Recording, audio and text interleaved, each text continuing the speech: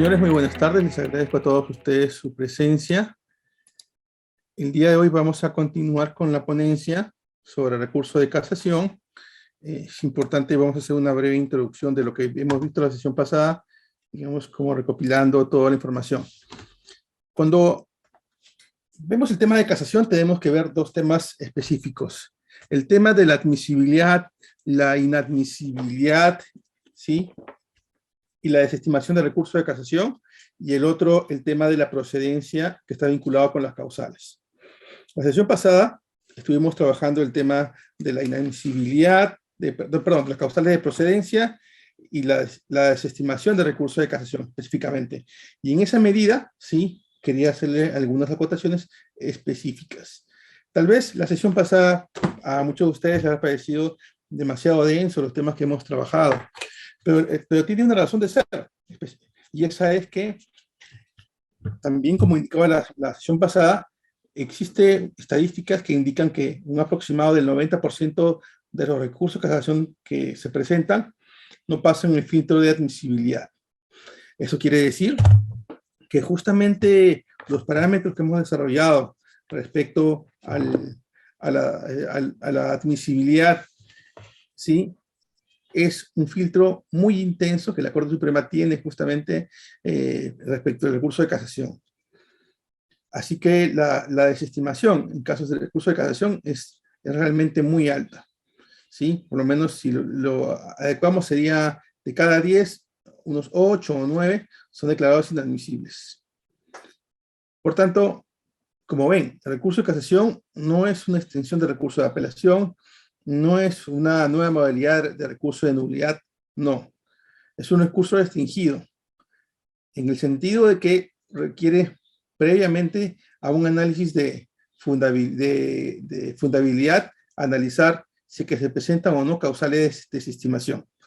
Es por eso justamente que el 428 establece un conjunto de requisitos. Por ejemplo, el literal A se refiere a que no se cumplen los artículos 4.5 y 429. Si se dan cuenta de la forma como está redactado, es un análisis negativo. Si se presenta alguna de esas causales, se desestima, ¿sí? Por ejemplo, el B indica si no se hubiera interpuesto por motivos distintos a los numerados en el código. Es decir, motivos nos referimos a las causales del 429. Se refiere a resoluciones no impugnables en casación. Como vimos, las únicas resoluciones impugnables en casación son autos y sentencias. Luego, el 428.d, el ponente hubiera consentido previamente la resolución adversa. Claramente este es un filtro de admisibilidad que es aplicable a todos los recursos. Por tanto, si el afectado con la resolución no lo impugna a través de la vía del recurso habilitado para ese acto procesal, luego no puede interponer otro recurso, ¿sí?, incoando o haciendo valer su derecho. Sí, igualmente, si se revisa el artículo 428.2, veamos que de manera más clara utiliza la palabra inadmisibilidad, y la inadmisibilidad en este punto, el 428.2, está vinculado ya a un análisis superficial de contenido, pero no deja de ser un análisis igual de intenso. Por ejemplo, el 428, numeral segundo, literal A, dice cuando carezca manifiestamente de fundamento.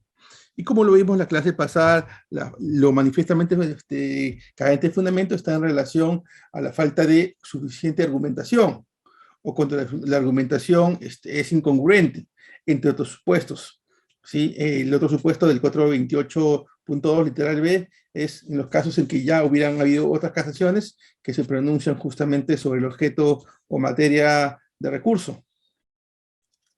En sí, como vemos, los requisitos de admisibilidad son un filtro muy intenso por el cual no cualquiera, o mejor dicho, no cualquiera pasa ese filtro. La verdad que cuando se trabaja casación se requiere ser muy exhaustivo respecto a los detalles, porque cualquier error puede devenir en una causal de inadmisibilidad. A eso también debe señalarse que a veces los criterios, como vamos a ver más adelante, respecto de la fundabilidad, pueden variar en relación al interés casacional, por ejemplo, ¿no? La Corte Suprema en algunos casos puede decir, una sala, por ejemplo, la sala permanente de la Corte Suprema puede decir, este tema es de interés causacional, pero a lo mejor si ese caso hubiera caído en la otra sala, la sala penal transitoria, esta hubiera dicho, para mí no es de interés causacional. Entonces, como vamos a ver más adelante, incluso en los casos de interés causacional, en los casos justamente para establecer un jurisprudencial, son casos que quedan al arbitrio de la Corte Suprema. Dicho este breve resumen, vamos ahora a iniciar probablemente el análisis del artículo 429, que son las causales para interponer recurso de casación. Como indicábamos, debe existir siempre una concatenación entre los supuestos de admisibilidad y las causales con que se interpone el recurso. ¿Sí? Entonces, está esa relación que específicamente el artículo 428, punto 1, literal B, es el que establece esa relación. Ahora bien, el 429 de manera específica señala cuáles son las causales para detener el recurso de casación. En términos generales, ya vamos a ver, sentencias o autos que han sido expedidos con inobservancia de alguna garantía constitucional de carácter procesal o material, o una indebida o errónea aplicación de dichas garantías. ¿Ok? Si la sentencia o auto incurre o deriva de una inobservancia de normas legales de carácter procesal, sancionadas con nulidad, si la sentencia o auto importa una indebida aplicación o errónea interpretación de una falta de aplicación de la ley penal u otras normas, o la sentencia ha incurrido en un auto, ha sido expedido con falta o manifiesta ilogicidad. Y el último supuesto es para los casos de doctrina jurisprudencial. Vamos a desarrollar cada uno de ellos. Pero antes de desarrollarlo, lo que quiero decirle es que en un caso concreto pueden darse varias causales. Es decir, cabe la posibilidad de que se presente la causal prevista en el artículo 429.1, es decir, observancia de una garantía constitucional, ejemplo, el derecho a la presunción de inocencia en su regla de prueba. Igual puede estar vinculado con otra garantía, por ejemplo, también de carácter constitucional, el derecho de motivación, y a su vez puede estar vinculada con alguna garantía de carácter legal o procesal, sancionada con la nulidad. Por tanto, es muy importante identificar si en el caso en concreto es posible establecer varias causales, que la resolución de la sala superior en principio puede generar varias causales para interponer recurso de casación. Lo que trae como consecuencia de ello que cada una de las causales tiene que ser desarrollada de manera individualizada, estableciéndose el agravio respecto de cada uno de ellos, estableciendo cuáles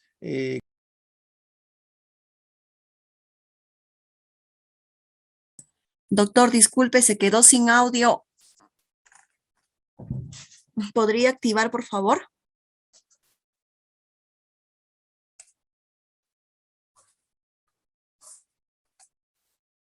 Aló, doctor. Está desactivado su micrófono. Por favor, actívelo.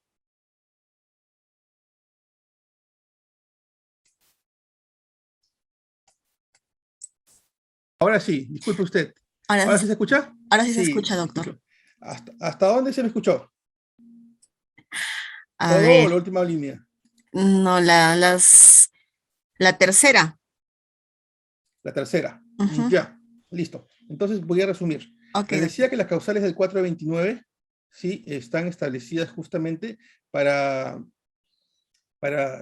son las causales por las cuales se interpone el recurso de casación, y lo que indicaba es que se tiene que analizar el caso en concreto a efectos de identificar si se presentan en el caso concreto más de una causal para tener recurso de casación. Esto trae como consecuencia de manera específica que se tiene que motivar cada una de estas causales de manera individual. Se tiene que hacer la propuesta de interpretación jurídica respecto previamente eso se tiene que identificar cómo es que afecta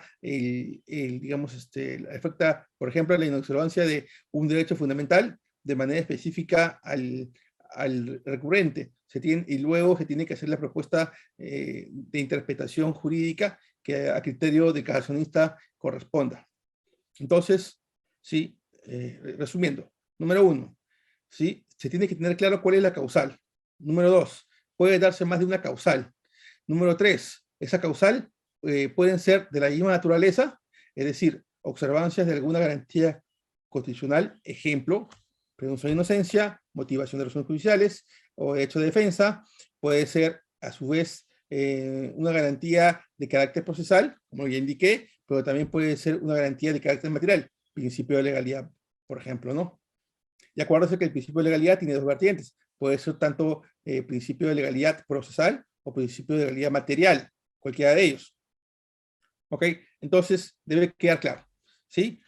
Lo segundo es que, que se puede dar una combinación de causales, tanto de carácter procesal, con carácter material, o incluso de infracción de normas legales.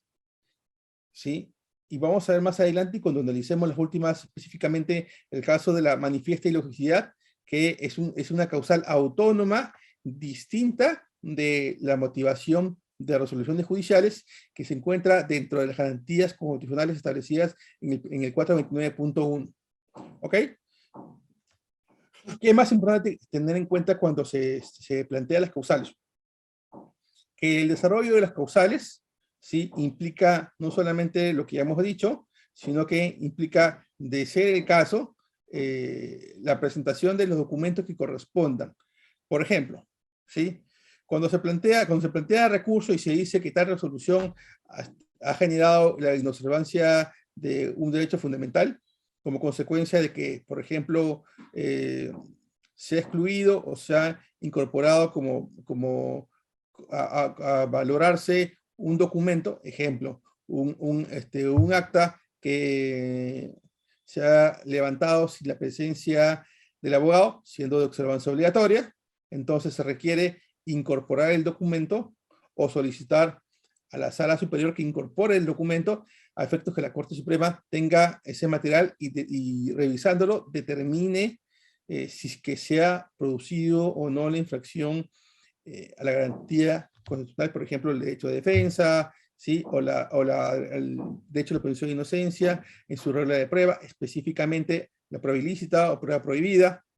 Entonces, no solamente se tiene que plantear la casación, la causal, sino que de ser el caso, y hago la acotación, de ser el caso, hay dos temas que deben tomarse en cuenta. Número uno, es que se debe presentar la documentación que acredite el vicio, o dos, si esto no es posible, imaginemos que hablemos de un acta, un audio de una audiencia, ¿sí?, solicitar a través de la sala que le incorpore como documento a efectos que la Corte Suprema pueda analizar el mismo. Por último, solamente para afinar un par de detalles antes de entrar probablemente cada una de las causales. También es importante tomar en cuenta lo siguiente, que cuando se justifica cada una de estas causales, el desarrollo de la doctrina y la jurisprudencia no puede ser genérico, debe ser de manera específica. Y como también veremos más adelante, cuando desarrollemos el tema de la doctrina jurisprudencial, esta no puede ser tampoco genérica, sino tiene que ser, digamos, una interpretación o un planteamiento que satisfaga los criterios de validez como para que la Corte Suprema lo tenga en cuenta. ¿Ok? Dicho esto, comencemos. Ok, el primer supuesto del 429.1 es si la sentencia o auto han sido expedidos con inobservancia de alguna garantía constitucional de carácter procesal, material o una indebida orden de aplicación. Entramos a cada uno de detalles. ¿Cuándo se dice que existe inobservancia de una garantía constitucional de carácter procesal?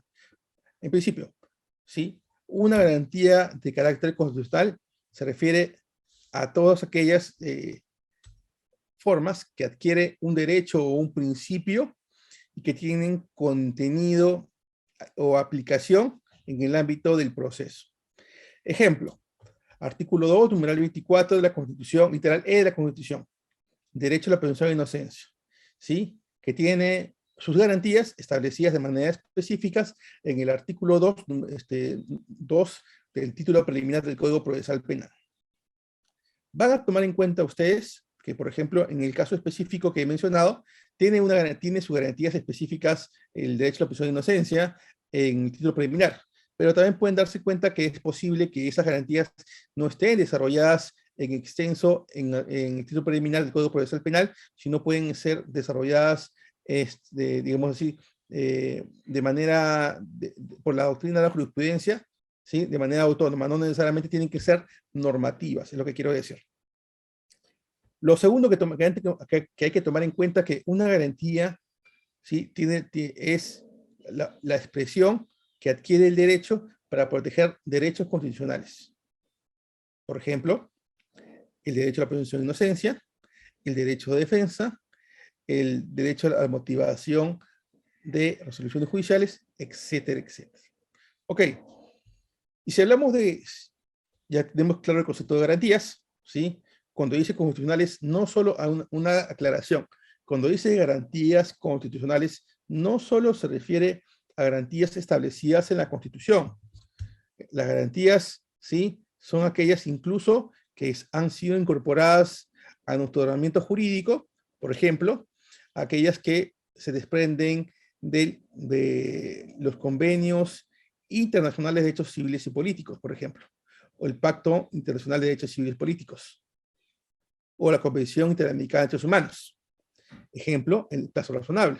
El plazo razonable no está en la Constitución, pero a través de la cuarta disposición final transitoria de la Constitución, ingresa como un derecho fundamental y adquiere una garantía específica en el artículo 1, numeral 1.1 del título preliminar del Código Procesal Penal.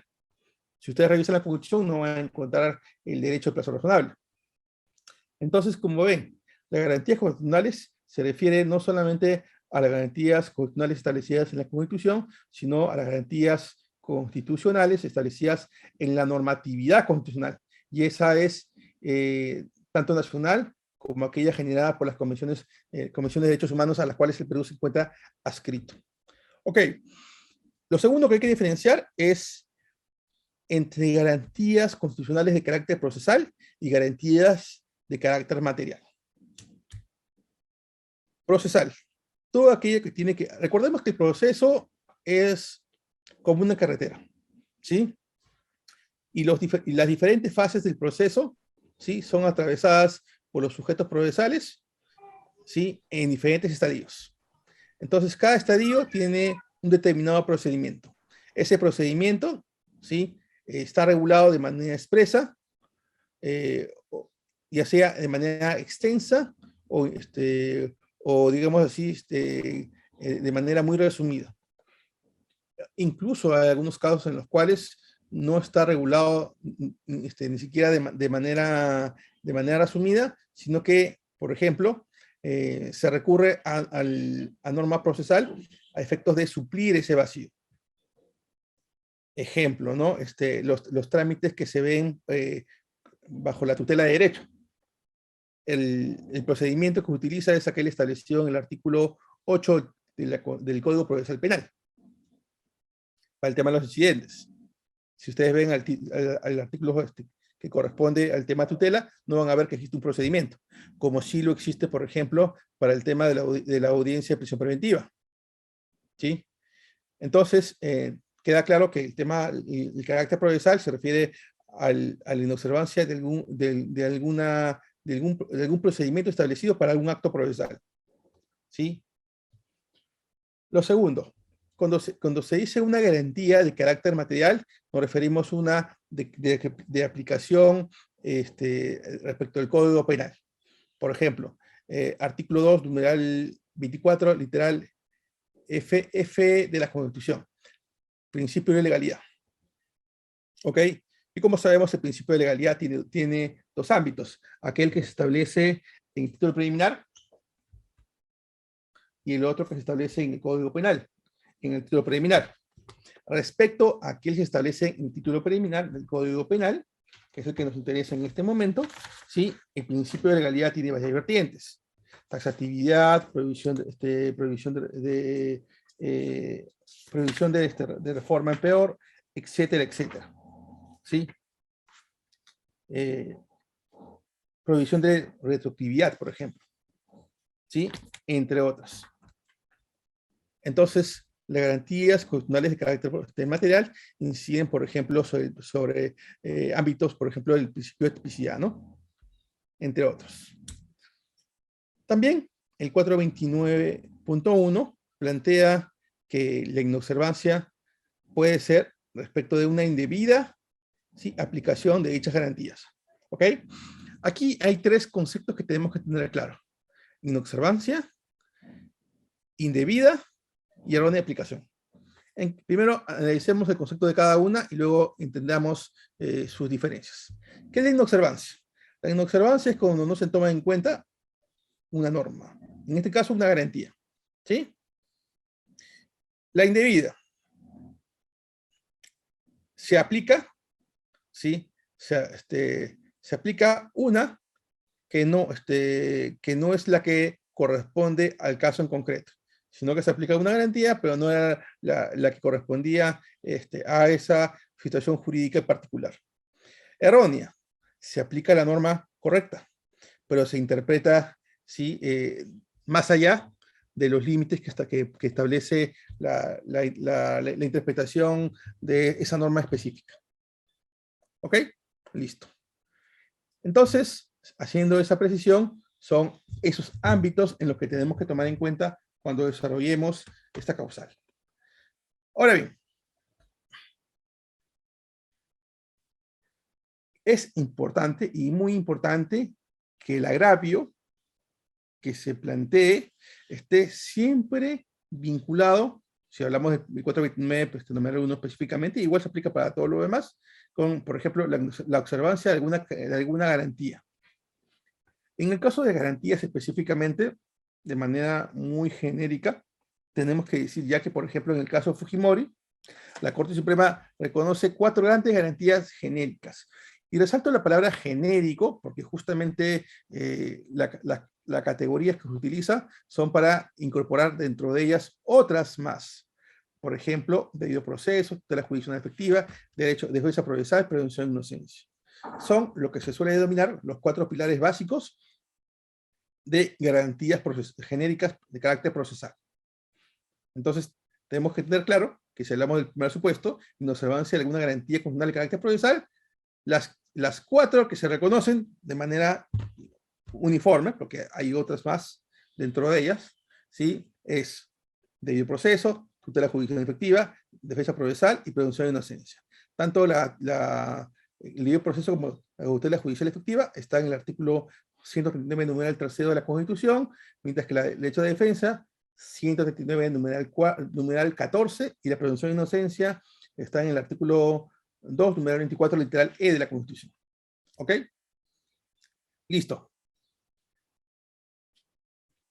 A ver, específicamente, ¿sí?, lo que indicaba que tiene que haber una relación entre el agravio y la afectación que se genera, ¿sí?, ha sido objeto de mucha insistencia por parte de la Corte Suprema. Yo solamente voy a poner un ejemplo, pero ustedes van a encontrar que existen muchas otras resoluciones donde inciden en este tema. El casacionista, por ejemplo, en la casación 343-2013 Piura, tiene bien claro: el casacionista deberá señalar y explicitar cómo dicha resolución judicial de segunda instancia afectó las normas constitucionales de carácter material o procesal, en su caso cómo se infringió la ley penal u otra norma jurídica, y en su defecto cuál es la interpretación o aplicación que se permite de ellas en tal virtud. ¿Ok? Veamos. Además, ¿sí?, se requiere vincular y expresar argumentos relevantes para establecer que las causales que se invocan resultan pertinentes con los agravios que se expresan en contra de la sentencia pugnada. A ver, expliquemos esto en términos prácticos. Quien plantea el caso accionista, ¿sí?,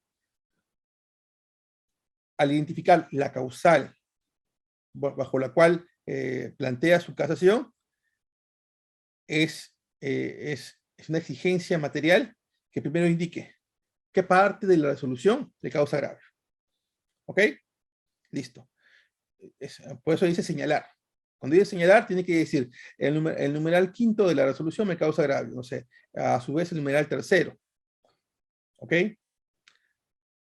Y luego, el siguiente paso es especificar por qué, ¿sí? Esos párrafos, en el contexto de la resolución judicial, ¿sí? Afectan derechos fundamentales. O normas constitucionales, como quieran, ¿no? Ok. ¿Qué más? Tercero, ¿sí? No solo basta con explicar por qué afecta, ¿sí? ¿Por qué le afecta, digamos, por qué le causa agravio? Sino que lo tercero que se exige es que el casacionista tiene que plantear. ¿Qué tiene que plantear? Una interpretación o aplicación de cómo es que debió interpretarse esa norma procesal, ¿sí? Si hablamos del caso que hubo una errónea explicación de la norma procesal, ok, entonces el casacionista tendrá que decir, la sala superior, ¿sí? Razonó incorrectamente esto y la interpretación que tuvo que haber realizado esta norma es esto, es A, ¿ok?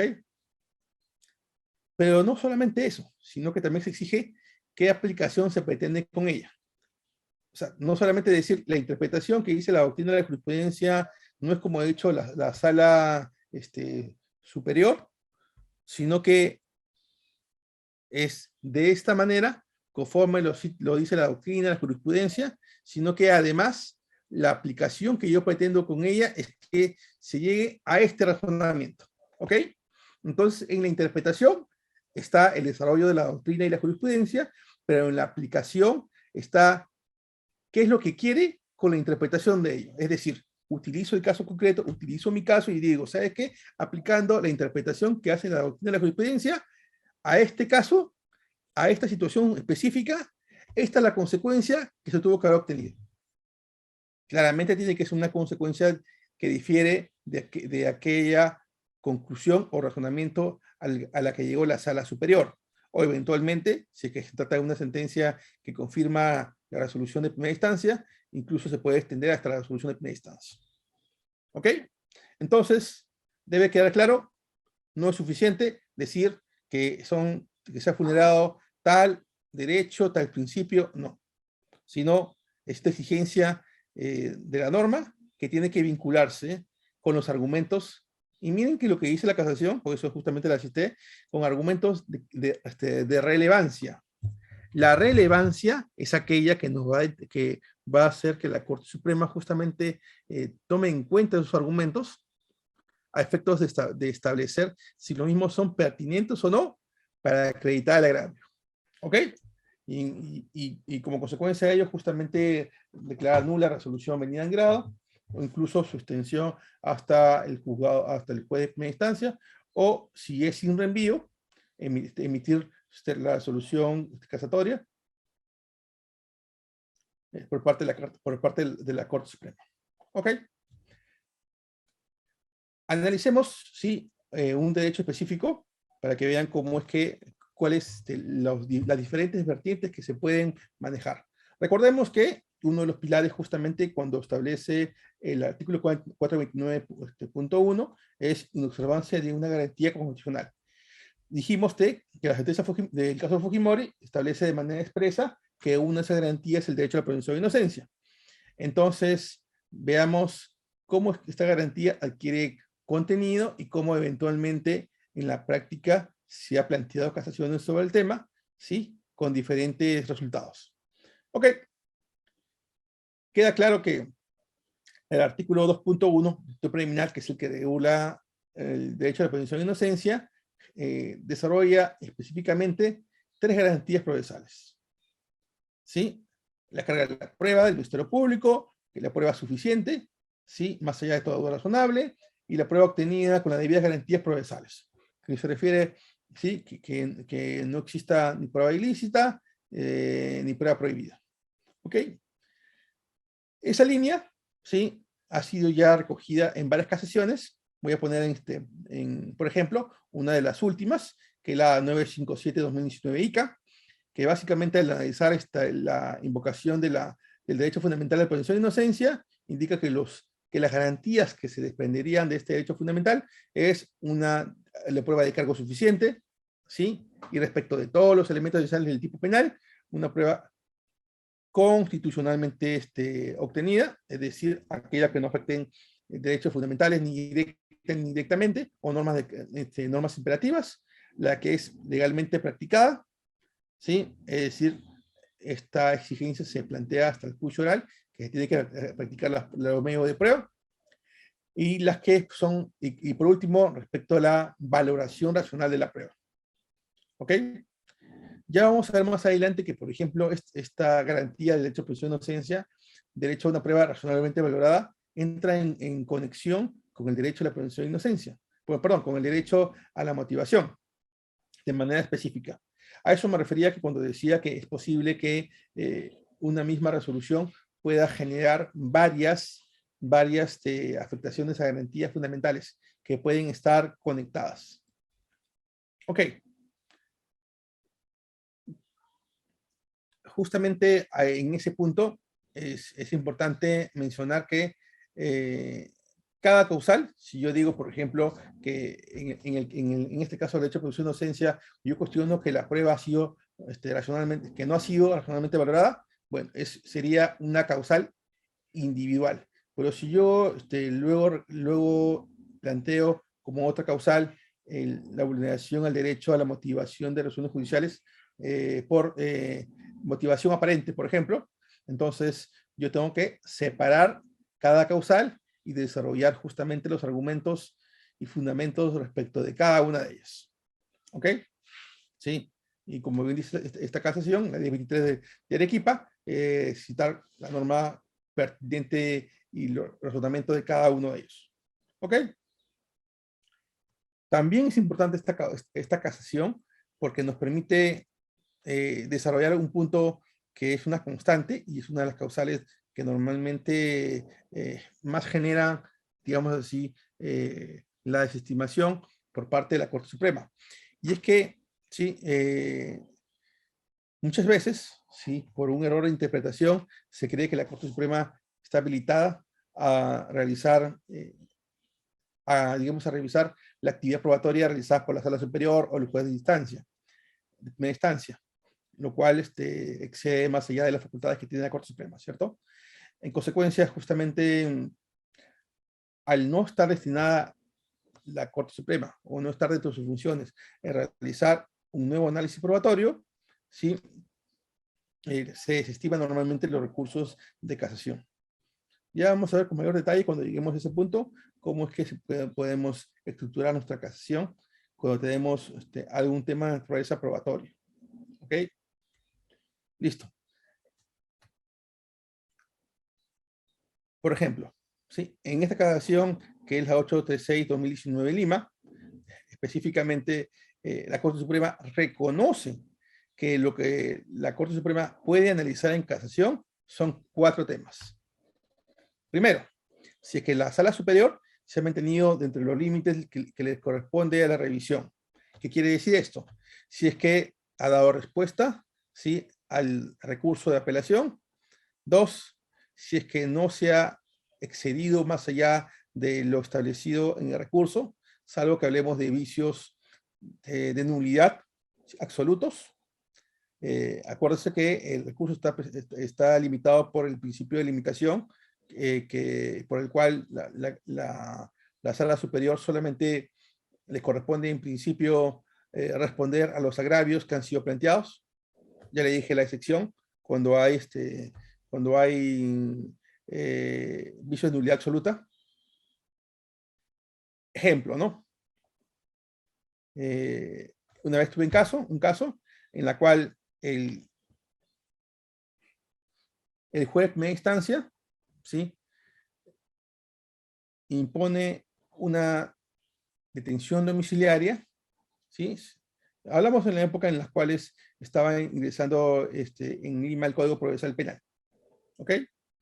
Entonces impone una detención domiciliaria con la regla del Código de Procedimientos, el Código Procesal Penal del 91. ¿Ok? Y ya había entrado en vigencia el Código Procesal del 2004. Entonces, nosotros apelo, y uno de los argumentos de la apelación era que el juez había inaplicado la norma que correspondía la norma vigente al momento de los hechos, ¿sí? He aplicado una norma derogada.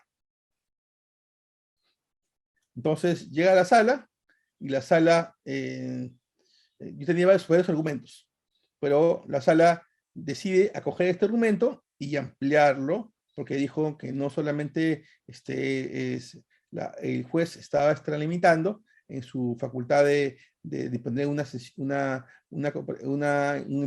detención domiciliaria, sino que inclusive había invocado una norma no pertinente, una norma derogada. ¿Ok? Entonces, para la sala, eso era un vicio de nulidad absoluto. Yo le pedí a la sala que, declarando el vicio de nulidad absoluto, se lo convirtiera en instancia y resolviera sobre mi pedido, que se declara infundado la detención domiciliaria. Pero en este caso en particular, la sala superior decidió declarar nula, ¿sí? Y disponer que otro juez emitiera resolución. Bueno, entonces, lo segundo es, el segundo supuesto que establece el derecho a la presunción de inocencia es si se aplicó correctamente las exigencias de la motivación de la valoración de la prueba.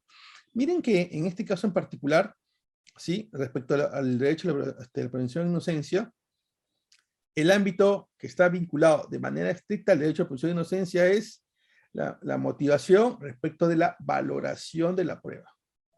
Ese es el ámbito específico. Claramente puede coincidir con la afectación al derecho de motivación, por ejemplo, ¿no? Por motivación omisiva, defectuosa u otros. También el tercer supuesto es que la Corte Suprema reconoce es que se puede plantear una casación en aquellos casos en los que existe, en el cual no se ha respetado la prueba lícita, es decir, estamos a una causal de prueba ilícita o de prueba prohibida. Y por último, ¿sí?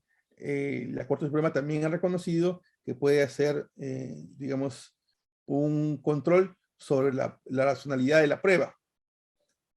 Y aquí, lo que tiene que ver con la racionalidad de la prueba, hay que tener en cuenta lo siguiente. No significa que la Corte Suprema esté habilitada a hacer una revaloración de la prueba, sino lo que se refiere es que la prueba, ¿sí? En palabras de la Corte Suprema, ha sido racional, ha respetado la legalidad y la doctrina legal sobre el alcance de la revisión. ¿Qué se refiere a esto? Primero, se refiere que la racionalidad de la prueba se refiere que ha respetado las reglas de interpretación de la prueba. No respecto al sentido probatorio, sino ha respetado las reglas de valoración. ¿Sí? Ok. Entonces, visto eso, si podemos resumir desde el punto de vista específicamente probatorio, lo que en buena cuenta la Corte Suprema está habilitada a realizar es una interpretación si existe un vacío probatorio en el razonamiento. ¿Sí? Eso, por ejemplo, también ha sido resultado en la casación 828-2017 Cajamarca. ¿Ok? Entonces, recapitulando, ¿sí?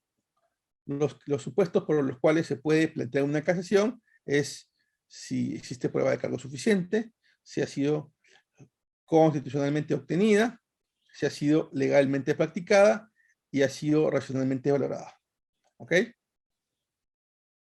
Si se presenta cualquier infracción a estas, ¿sí? Hablamos de vulneraciones a garantías, a alguna de las garantías del derecho a la presunción de inocencia. ¿Ok? Debo aclarar que, mejor dicho, y reiterar, justamente respecto a este último punto de la valoración de la prueba, que ya la casación 1425-2018 Tacna, que es una de las últimas que tratan en este tema, ¿sí? Respecto al tema, es claro en zanjar lo siguiente, ¿sí? Que no se trata de la facultad de la Corte Suprema respecto a la valoración de la prueba, no se trata de una habilitación para revalorar la prueba, sino de examinar si en la valoración se han respetado las reglas de la misma. Esto es, siendo motivación omitida, motivación incompleta, motivación insuficiente, impertinente, genérica o vaga, hipotética, irracional, ¿sí? Obviamente todas ellas se tienen que identificar desde dónde, desde la inferencia probatoria que se realiza, y dos, ¿sí? Determinar si se respetó o no la regla de la lógica, la máxima de experiencia, los conocimientos científicos, etc. Entonces, ¿sí? Solo para cerrar este tema, ¿sí? No hay, digamos, habilitación para que la Corte Suprema revalore pruebas, sino específicamente determinar si en la motivación de la valoración de la prueba existe justamente un respeto a la motivación racional acorde a la ley lógica, la máxima experiencia, conocimientos científicos. Y ahí termina esa habilitación. ¿Ok? Listo.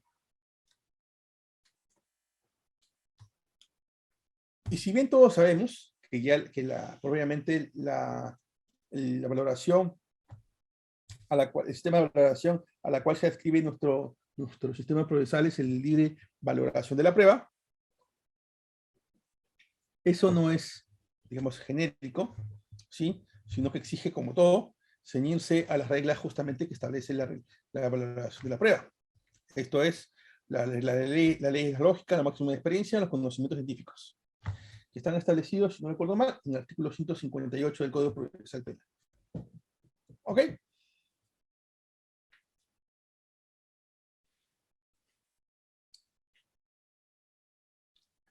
Ahora bien, dentro de los ámbitos del recurso de casación, como indicábamos, también se encuentra que se puede cuestionar si es que existió, por ejemplo, la prueba de cargo suficiente, en el sentido de que no se valoró alguno de los medios de prueba que fueron ofrecidos y actuados en el juicio oral. ¿Sí? También la suficiencia está relacionada justamente con el análisis de la eficacia del medio de prueba, es decir, si la sala interpretó adecuadamente o no el valor probatorio, pero desde el sentido de las reglas de valoración. ¿Ok? O si es que se extralimitó en ello. Como, por ejemplo, revaloró un medio de prueba o una declaración tomada en cuenta en juicio oral. ¿Sí? Sabemos que la capacidad que tiene la sala superior para revalorar pruebas está solamente limitada a aquellos aspectos oscuros o ambiguos, pero no sobre aquellos aspectos sobre los cuales no existe ningún tipo de cuestionamiento o estamos ante una declaración que no reviste ningún tipo de varios tipos de interpretación. ¿Ok?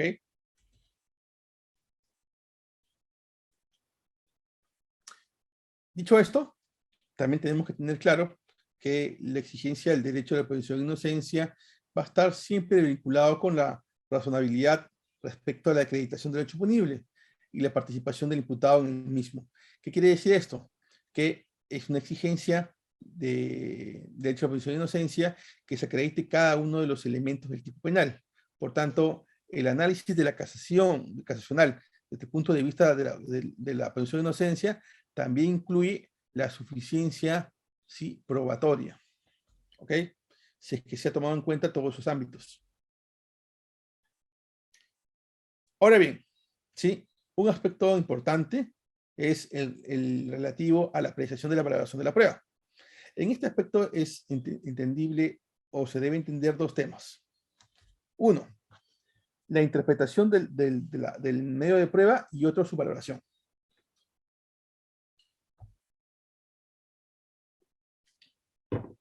¿Qué habilita cuál es la habilidad, en cómo está, digamos así, habilitada la Corte Suprema?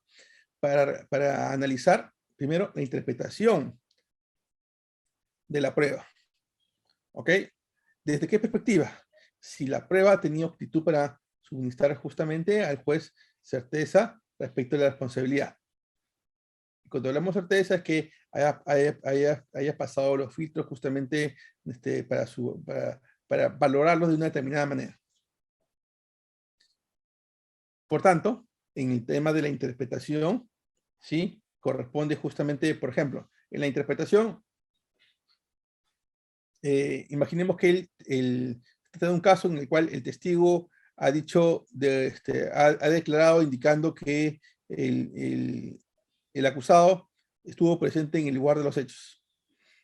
Pero luego, en la misma declaración, el testigo ha indicado, por ejemplo, que él solo estuvo presente hasta determinada hora. Y según el relato, el imputado llegó con posterioridad que el testigo dejó el lugar. Entonces, en el tema de la interpretación, justamente sí está determinar este tema en particular. Es decir, si esa información ha suministrado certeza o no, desde el punto de vista de la interpretación que se puede realizar de ese medio de prueba en particular. Ahora bien, es importante tomar en cuenta lo siguiente, ¿sí? Que la identificación de los errores a los cuales hacemos referencia implican que esto se tiene que analizar desde las reglas de la máxima de la experiencia, que son tres. Perdón, las reglas de la libre evaluación de la prueba, que son tres: la regla de la lógica, la máxima de la experiencia y los conocimientos científicos. ¿Ok? La regla de la lógica, básicamente, es buscar establecer que el razonamiento que se ha planteado es deductivo, ¿sí? ¿Sí? Y ha sido razonable desde esa perspectiva. El ejemplo que les planteaba, ¿no? El testigo ha indicado que el imputado estuvo en un lugar determinado, en el cual él también estuvo, pero también ha indicado que él estuvo hasta determinada hora, y según la acusación, sí, el imputado estuvo en un momento posterior al que el testigo ha indicado que dejó la reunión, por ejemplo. Entonces, ¿qué nos diría la regla de la lógica? La regla de la lógica diría, si el testigo solo estuvo hasta antes que el imputado se fuera, en consecuencia, su declaración no puede determinar si estuvo o no imputado en el lugar de los hechos, porque se fue antes que éste llegara. ¿Ok? Es una simple regla de lógica. Entonces, ¿eso cómo influye? En la interpretación justamente de esa declaración. No se puede interpretar la declaración, no se puede asignar un valor probatorio, no se puede, digamos, la declaración del testigo no tiene la capacidad para poder acreditar que el acusado estuvo al momento de los hechos en el lugar que se indica, porque él se fue antes, punto. ¿Ok? Y en el caso de la regla de experiencia, como sabemos, se refiere al resultado de la percepción humana que todos tenemos como consecuencia de expectativas de comportamiento general. Si lo vemos con mayor detalle, tendríamos que analizar de esta manera. Sí, el mismo caso, perdón. Ok, el testigo indica que el imputado estuvo, ¿sí?, en una reunión en la que él estuvo, ¿sí?, a las, no sé, 10 de la noche.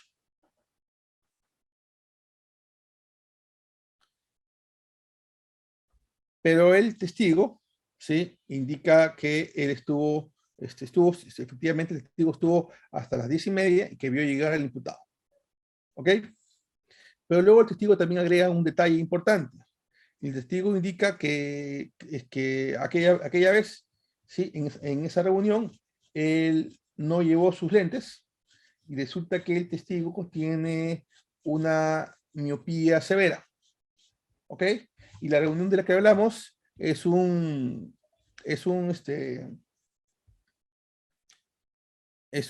trata de una reunión en un ambiente muy grande, donde el testigo indica que el Estado pudo ver al acusado, ¿sí?, a unos 30, 40 metros. ¿Sí? ¿Qué nos diría la regla de experiencia? La regla de experiencia diría que aquellas personas que tienen un defecto de visión, como es la miopía, ¿sí?, tienen problemas para ver de lejos. ¿Sí? Si dice el testigo que vio al imputado, al acusado, 30, 40 metros, ¿qué significa? que el testigo tenía que tener, para poder haberlo visto, habría que tener una buena visibilidad. Si lo que dice el testigo es que, que él tiene miopía grave, entonces, y que solamente puede ver, por ejemplo, 5 metros hacia adelante o hacia atrás, entonces, ¿qué no iría a la experiencia? Que no ha podido visualizar si es que es el acusado o no, ¿sí? O que lo ha confundido, ¿sí? Ya sea por su vestimenta o la apariencia de la persona que ha estado frente a él con otra persona. ¿Estamos? Acuérdense que en el caso de la regla de experiencia son reglas generales, ¿no? Que se toman como tal. Sin duda, la forma de subvertir la regla de experiencia es a través de una pericia, ¿no? Por ejemplo, en el caso que estamos planteando, una pericia que indique que el señor puede ver, no sé, pues 30, 40 metros, que pese a su miopía, puede ver 30, 40 metros. ¿Ok? Listo. El otro ámbito que tenemos que trabajar es el tema de la prohibición para valorar medios de prueba o elementos de prueba ilegalmente obtenidos. El caso de la prueba ilícita, claramente. Vamos a ver un caso. En la sentencia de casación 957-2019 ICA. ¿Ok? Si no recuerdo mal, hablamos de un caso, ¿sí? En el cual se cuestiona la incorporación de un acta, ¿sí? Sin que ésta fuera firmada por el fiscal a cargo del caso, ni que tuviera una fecha consignada. Entonces, lo que la Corte Suprema decía en este caso, lo que yo recuerdo, es que esa acta no era una prueba ilícita, primero porque había sido acreditada la intervención en un domicilio que había sido intervenido, ¿sí? En que se había encontrado droga, pero el hecho de no tener fecha cierta, no tener la firma del fiscal interviniente, vaciaba de contenido justamente la misma. Pese, ¿sí?, a que tenía un mandato judicial, ¿sí? Porque recordemos que la prohibición se puede referir tanto al acto como al acta. Por tanto, ¿sí? ¿Sí? Si se comprueba la violación de la legitimidad de prueba, entonces se afecta justamente el derecho a la presunción de inocencia. Eso es básicamente lo que nos dice esta canción, ¿no?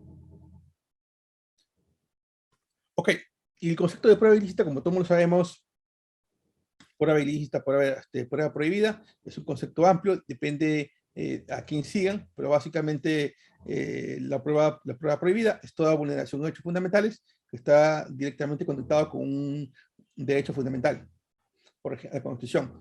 Por ejemplo, el derecho a no ser objeto de tortura, el derecho de defensa, ¿sí? Etcétera, etcétera. ¿Sí? O el derecho a la intimidad, ¿no? El derecho el derecho a la inviolabilidad de las comunicaciones, etcétera, etcétera. Mientras que lo que se dice de la prueba ilícita es que se infringió la legalidad ordinaria, es decir, a la hora de su incorporación o de su actuación, se ha vulnerado una norma de carácter legal que establece un procedimiento específico para ese medio de prueba. ¿Ok? La otra categoría que nos trae justamente, más adelante vamos a ver, que está la casación de Huánuco, ¿sí? Es que hay una categoría que se llama la prueba irregular, ¿sí? Y citando justamente el libro de Miranda Stramper, si no recuerdo mal, no, el de Asensio Mellado, esta casación, indica que la prueba irregular sería una categoría de prueba ilícita que puede ser convalidable, ¿no? ¿Sí? Que había una irregularidad, pero la irregularidad no es de, digamos, trascendencia tal que excluya la prueba como tal, sino que esta se puede subsanar. Yo no comparto esa categoría. Yo he leído el libro de Asensio Mellado. Sí es cierto que es una postura que él asume, pero ese libro es la primera edición de su libro, publicada, si no me equivoco, en el año 1981. ¿Sí? Entonces, es una posición que yo no la he visto reiterada en otros libros posteriores o artículos posteriores de él, ¿no? Sin duda es una posición que asumió él en un determinado momento, pero no sé si aún la mantiene. Cuando menos de los artículos o libros que he leído, no veo que mantenga. Pese a que incluso en el Perú, como sabemos, ha habido una reimpresión de ese libro, ¿no? Lo cual no significa que aún mantenga su posición. Ok, luego tenemos el tema de en esta medida, ¿sí? Justamente es lo que le decía, ¿no? Otro caso en el cual se declara el prueba irregular, que es el caso de la casación 957-2019, ICA. Y por ejemplo, en esta casación, ¿sí? Frente a la casación de ICA, en la cual se decía que la prueba irregular era subsanable o convalidable, en la casación 957-2019 ICA, que es posterior a ella, dice de manera expresa.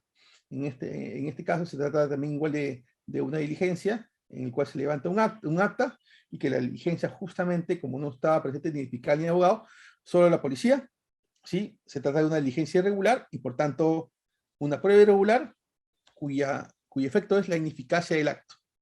La ineficacia del acto es que no tiene valor justamente ese acto esa diligencia como tal.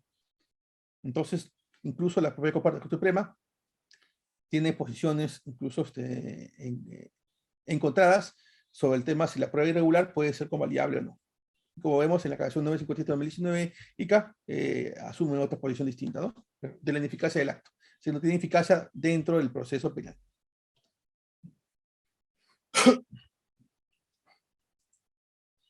El otro tema importante que tiene que ver con el derecho a la presunción de inocencia, por ejemplo, para identificar las garantías, es respecto a la valoración de medios de prueba, sí, no obtenidos en el juicio oral. Ok. Un tema común es que en el curso del juicio oral se incorporen determinados medios de prueba, ¿sí? Y como tal, requieren cumplir con el presupuesto de admisibilidad del medio de prueba. Ejemplo, aquellos medios de prueba que han sido incorporados, por ejemplo, al inicio del juicio oral como prueba nueva, sin que tengan tal calidad. ¿Sí? Sin que tengan tal calidad. O en juicio oral, como nueva prueba, en la audiencia de apelación, como nueva prueba, por ejemplo, del Ministerio Público, sin que haya cumplido con los requisitos de la nueva prueba. Eso podría ser justamente una vulneración al derecho de la presunción de inocencia y su vertiente de regla probatoria, al valorar el juzgado o la sala, la prueba nueva, la nueva prueba, ¿sí? Que no han cumplido con el procedimiento establecido en la norma, ¿no?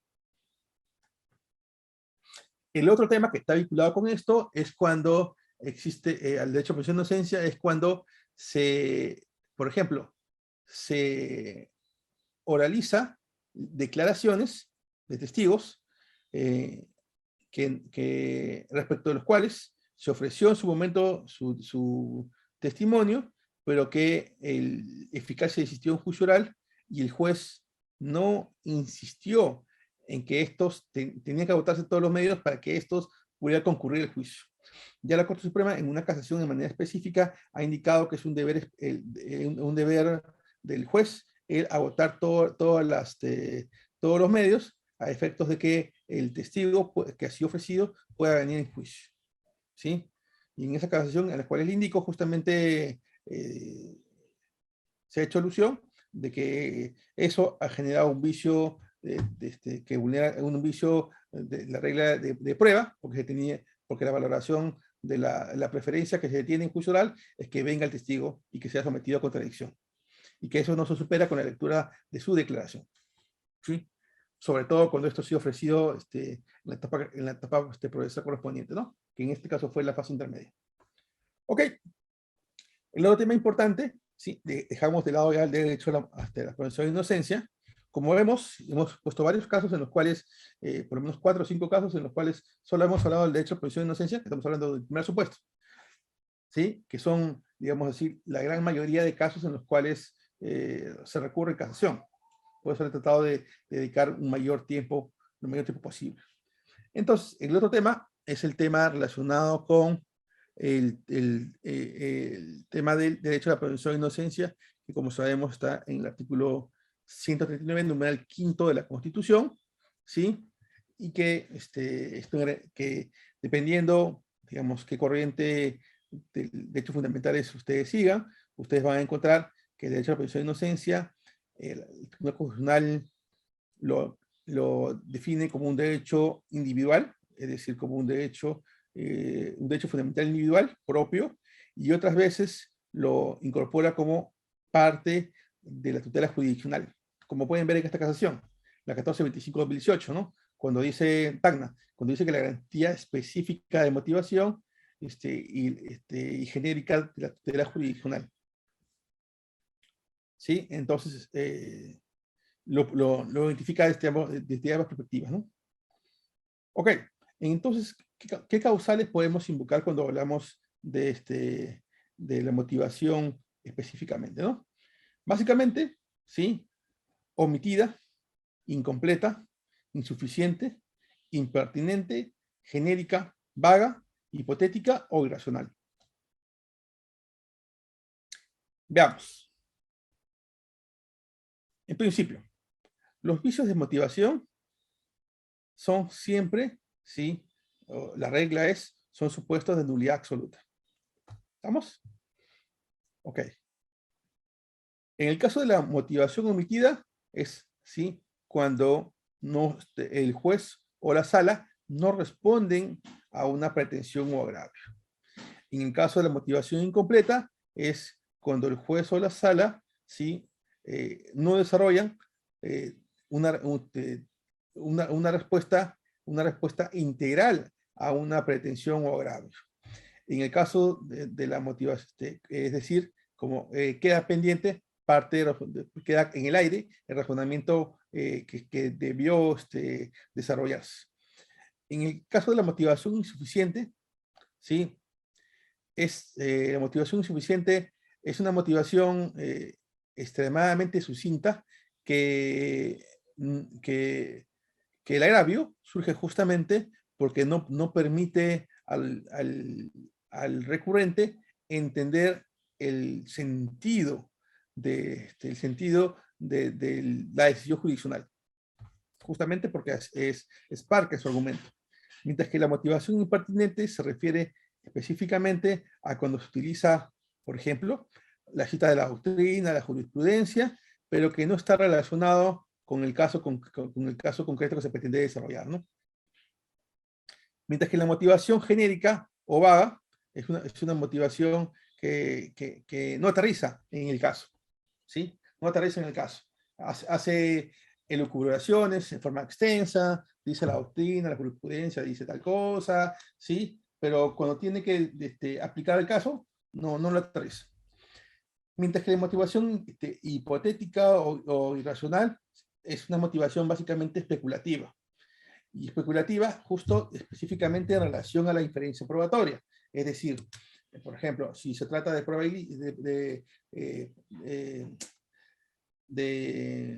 indiciaria, ¿sí? El desarrollo de las inferencias no respeta las reglas de la inferencia, ¿sí? No establece una concatenación, simplemente llega a una conclusión sin establecer las conexiones entre las premisas. Y esa falta de conexión justamente implica el vicio como consecuencia de no tomar en cuenta la regla de la lógica, la máxima experiencia o los conocimientos científicos. Entonces, como sabemos, el derecho a la presunción de inocencia es una garantía esencial del proceso penal porque no solamente implica que las partes conozcan el sentido de la decisión, sino que también, incluso los que no son partes, puedan entender el ámbito de la decisión jurisdiccional. A ver, algunos casos en los cuales ha sido planteada justamente este tipo de casación, ¿sí? Específicamente los casos de defecto de motivación. En la casación C47-2017 Pasco. En estas, por ejemplo, la Fiscalía, la Fiscalía no, sí, efectivamente, sí, en este caso fue la Fiscalía, ya me acordé. La Fiscalía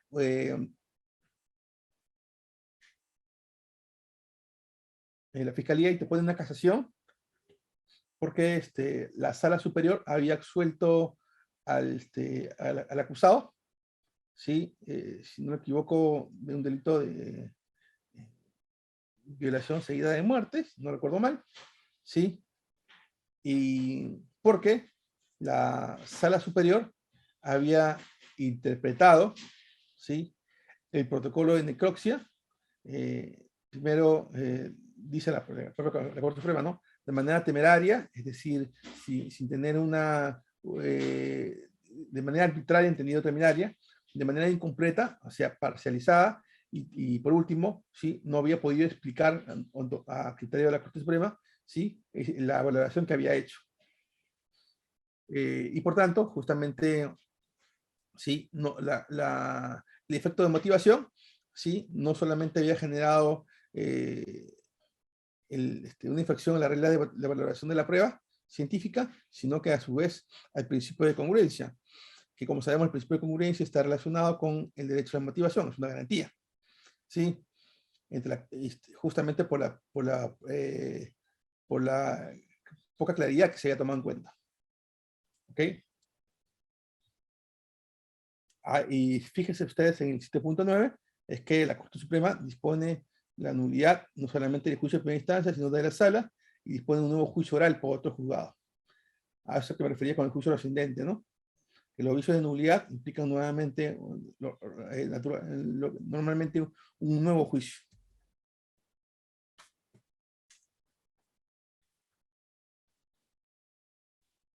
Por eso es importante tomar en cuenta que cuando hablamos justamente del tema casacional, es importante identificar qué es el vicio en el cual planteamos, es decir, derecho a la motivación. Okay. Si es motivación, ¿motivación respecto de qué? Motivación respecto de la valoración de la prueba.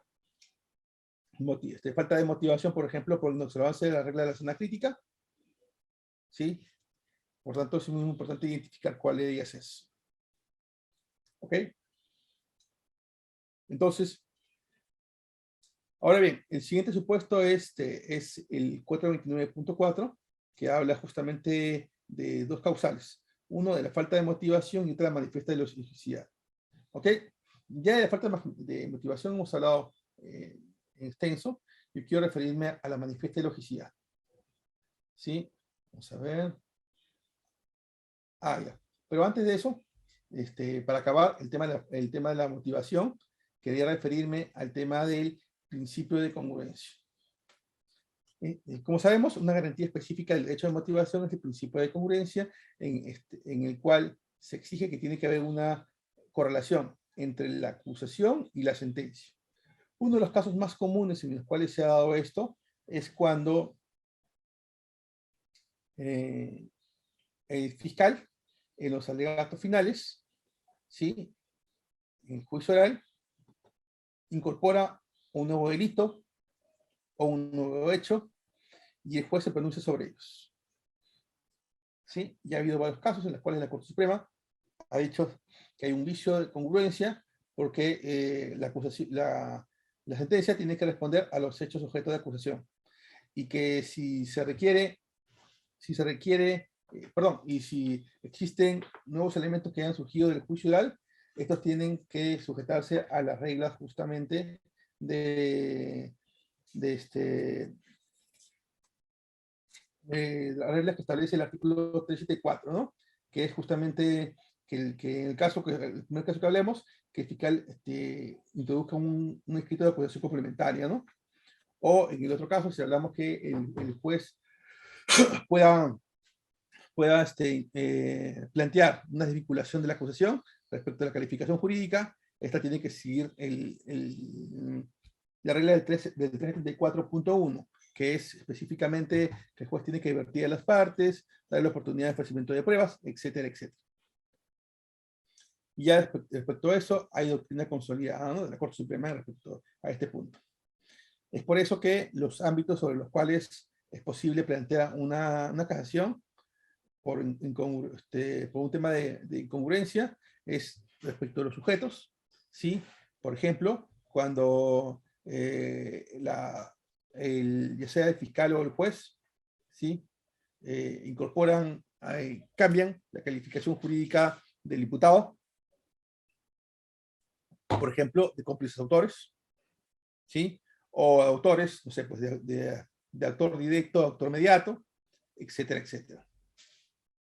¿Sí? Respecto a la pretensión civil, cuando la pretensión civil varía, si es que no se ha justificado esa variación digamos, un medio de prueba, una pericia, o algo que determine justamente su cambio, ¿no?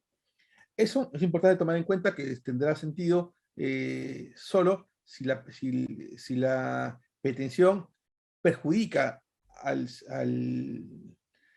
imputado, ¿no? Pero si lo favorece, no habría una incongruencia, porque si las reglas que se establecen justamente es respecto del prejuicio que le causa. Acuérdense que está vinculado justamente por el prejuicio, ¿no? Que es importante como regla general del 405. También en la calificación jurídica, ¿no? O sea, el tema de la calificación jurídica es importante. Por ejemplo, la Casación 828-2014 establece que las calificaciones jurídicas pueden variar siempre y cuando se presenten hechos que se hayan desprendido del juicio oral, ¿no? ¿Sí? Que no se trata de un nuevo hecho, sino de un elemento que le dé sentido a aquel que se ha sido debatido en juicio oral. Incluso el material fáctico también es posible, ¿no? Sí, básicamente cuando se quiere introducir un hecho nuevo a la acusación, para darle un sentido diferente a la misma. Y también, como les indicaba, los casos de incorporación de medio de prueba, ¿no? Que no ha sido actuado en juicio, como lo vimos también hace un par de minutos. Ahora bien, sí, también justamente el tema de concurrencia estaba vinculado con la regla de la zona crítica, ¿sí? Justamente cuando se valora medios de prueba que tienen vicios por prueba ilícita o de prueba prohibida, ¿no? También están vinculados de esa manera. El otro tema importante, ¿sí? Es, por ejemplo, el tema del derecho de defensa. En el tema del derecho de defensa, que como sabemos, las garantías están previstas en el artículo, si no recuerdo mal, 8º título preliminar, ¿sí? Establece un conjunto de supuestos, permítame un segundo. 9º título preliminar, y a su vez desarrollados en diferentes partes del código, ¿sí? Básicamente han sido vinculados como causal de casación cuando se afecta el ejercicio legítimo del derecho de defensa. Dos temas importantes, por ejemplo, ¿no? Recordemos que también indiqué a su vez que puede haber una conexión con varias garantías o principios, ya sea de naturaleza procesal o procedimental, ¿no? Por ejemplo, el caso de la casación 875-2018, que se trata de una sentencia de casación que declara fundada la casación por vulneración al derecho de defensa, pues lo que dice el reglamento de notificaciones electrónicas vigente es que es un deber del especialista o del Poder Judicial, en todo caso, como entidad, el notificar, por ejemplo, en este caso se trata de una audiencia de apelación, al recurrente, y por recurrente me refiero a dos, al abogado del recurrente, y me refiero al propio recurrente, a efectos que estos tengan conocimiento de la audiencia de apelación.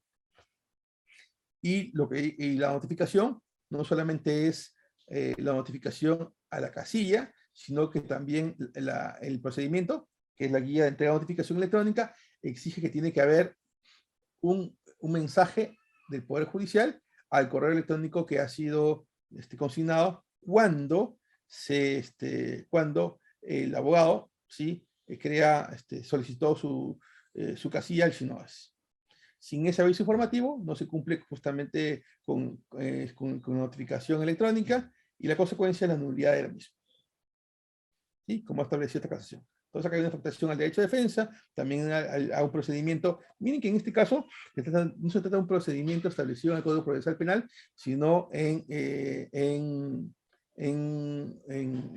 las guías, perdón, en la directiva establecidas por el Consejo Ejecutivo del Poder Judicial respecto a las notificaciones electrónicas. ¿Sí? Vinculadas al SINODE.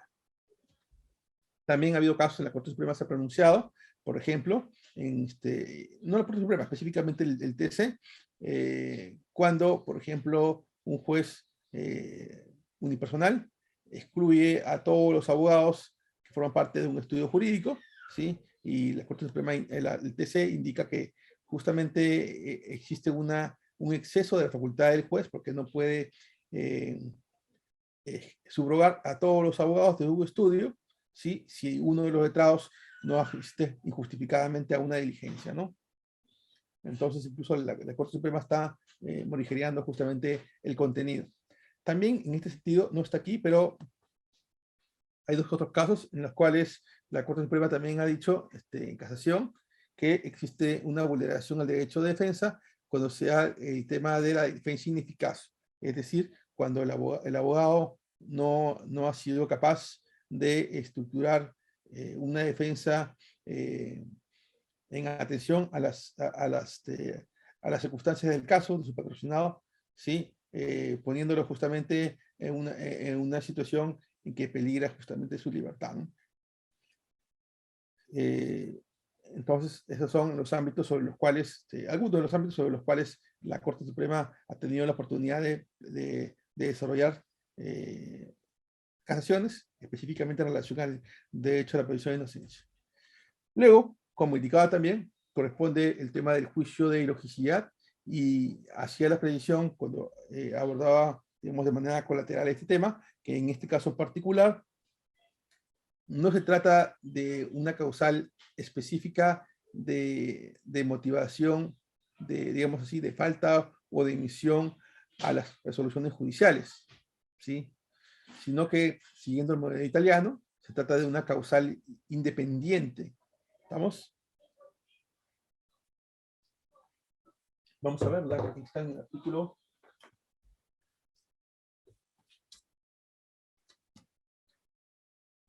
429.4. Voy a leer. Si la sentencia o acto ha sido expedido con falta o manifiesta ilogicidad de la motivación. ¿Ok?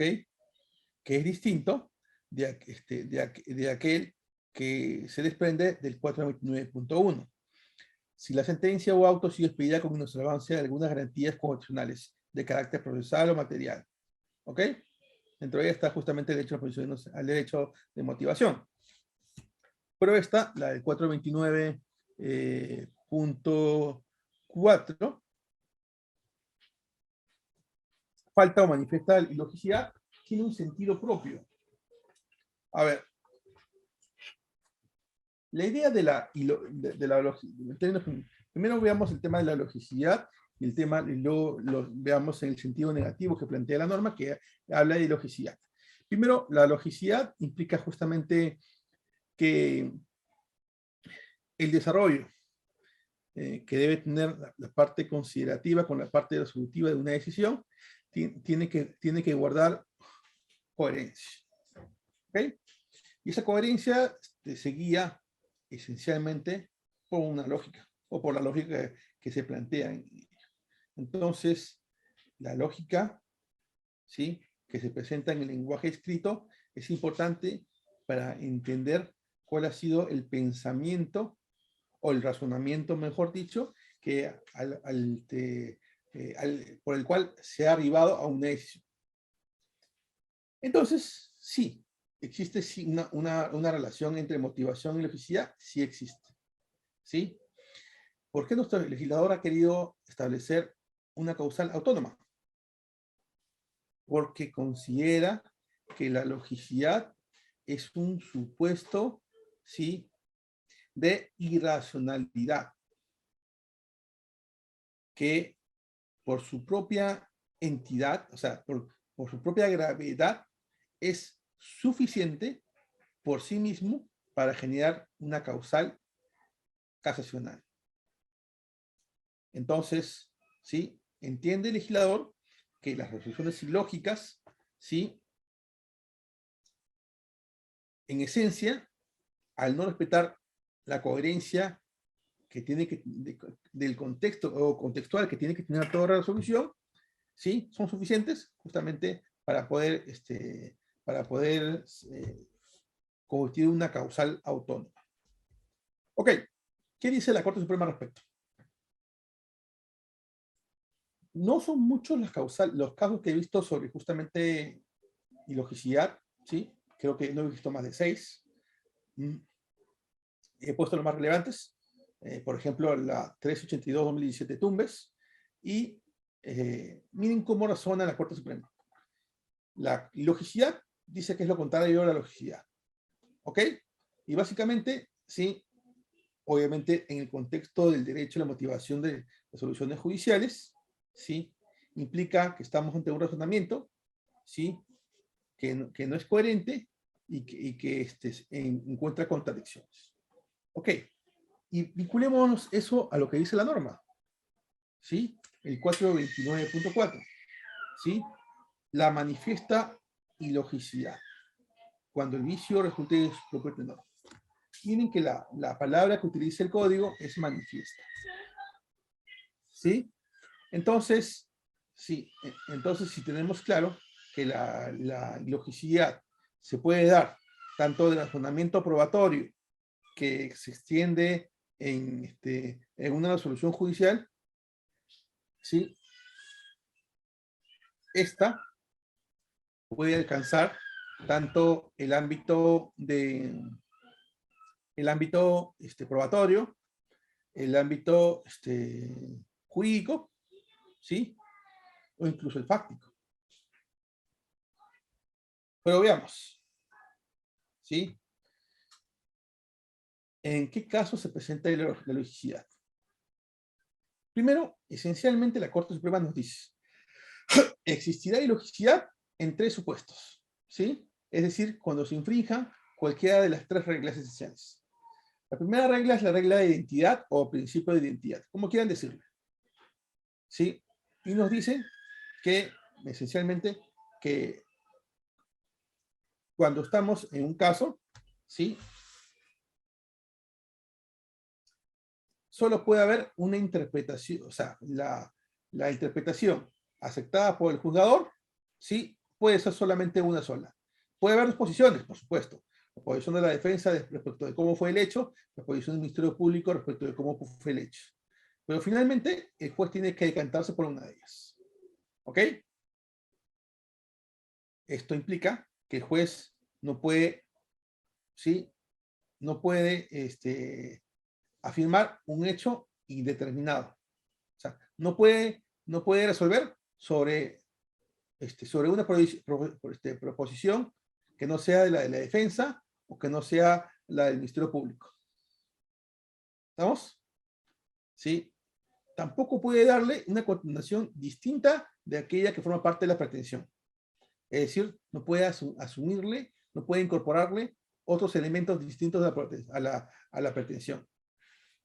¿Ok? El ejemplo más claro.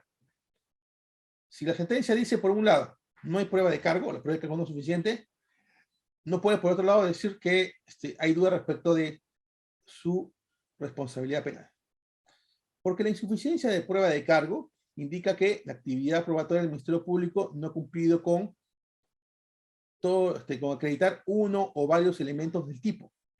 Pero mientras que la absolución por duda, ¿sí?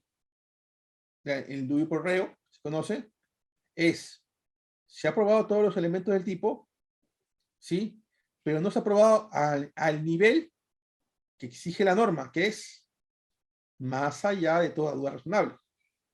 Entonces, sí, justamente ahí está la ilogicidad por vulneración al principio de identidad, porque ya sea que lo absuelvas porque no existe prueba suficiente de cargo, es decir, no se ha probado todos los elementos del tipo, o ya sea que habiéndose probado esta no llega a ser suficiente para,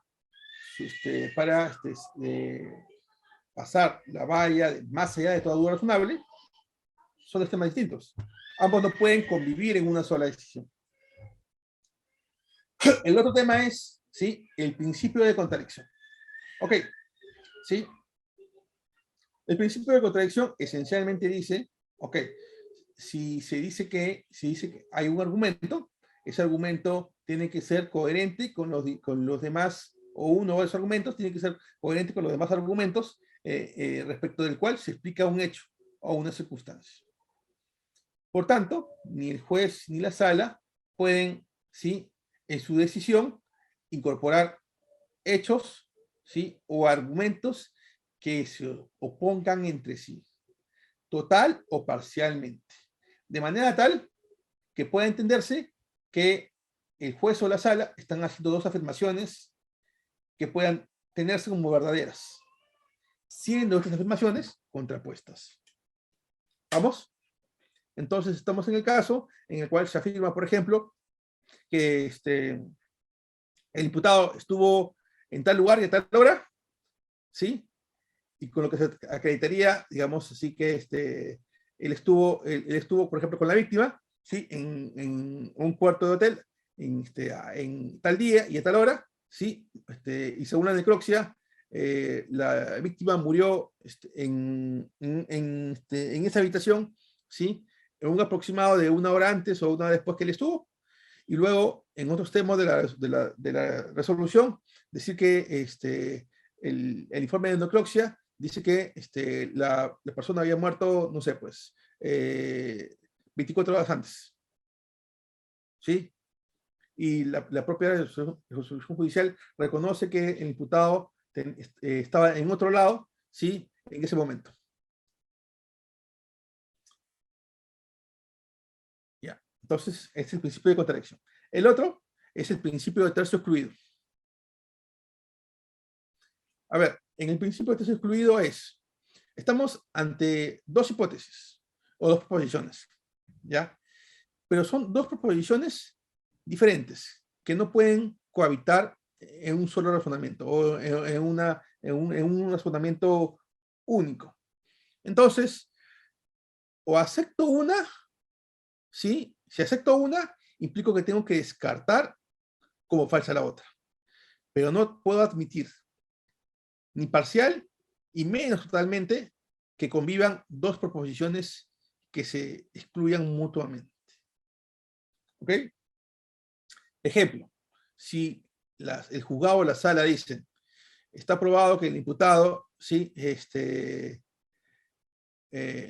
cometió el acto de violación, porque la señorita en cuestión dice, él me llevó al hotel, ¿sí?, me forzó a tener relaciones sexuales con él, como consecuencia de ello, ¿sí?, yo quedé embarazada, ¿sí?, y nació mi hijo, y por la otra, ¿sí?, existe una pericia, una prueba de ADN que indique, ¿sí?, que el niño no tiene ADN del supuesto violador. Entonces, ¿sí?, si un medio de prueba dice, la testigo dice, sí, él me violó, no tuve relaciones sexuales posteriores con nadie, ¿sí?, y por la otra, la consecuencia de la violación, que es el nacimiento del menor, genera que no exista, o mejor dicho, acredita que no es posible que haya existido acceso carnal, ¿sí?, porque el único acto sexual que tuvo la persona fue con esta persona, ¿sí?, digamos, con el acusado, y se determina que no tiene ADN del acusado, entonces, ¿sí?, o es cierta la premisa que la violó, o es falsa, ¿sí?, como consecuencia justamente de la prueba de ADN. Pero ambas no pueden probarse, ¿sí? Porque si lo que dijera el juez o la sala se prueba con la pericia de ADN que, que la madre ha tenido un hijo como consecuencia de la violación, claro, es una interpretación parcial de la pericia. Lo que tendría que decir es, ¿sí?, se prueba que como consecuencia de la violación la agraviada ha tenido un hijo, pero también se prueba que no es hijo del acusado. ¿Ok? Listo. Entonces, como ven, básicamente estas tres reglas sí tienen algo en común, ¿no? Que es el tema de la coherencia. La Corte Suprema justamente respecto a esto ha trabajado el tema específicamente desde el punto de vista de las inferencias probatorias. La casación 1174-2019 del Santa justamente señala esto, ¿no? Básicamente desde el punto de vista de las inferencias probatorias, si tienen consistencia o no, desde el punto de vista del principio lógico, lo suficiente identidad. ¿Ok? A efectos de determinar si hablamos en cuanto al medio de prueba, es incoherente, fantasioso, etc. Los quebrantamientos de forma, la casación procesal o formal, se trata de vicios justamente de incumplimientos procedimentales.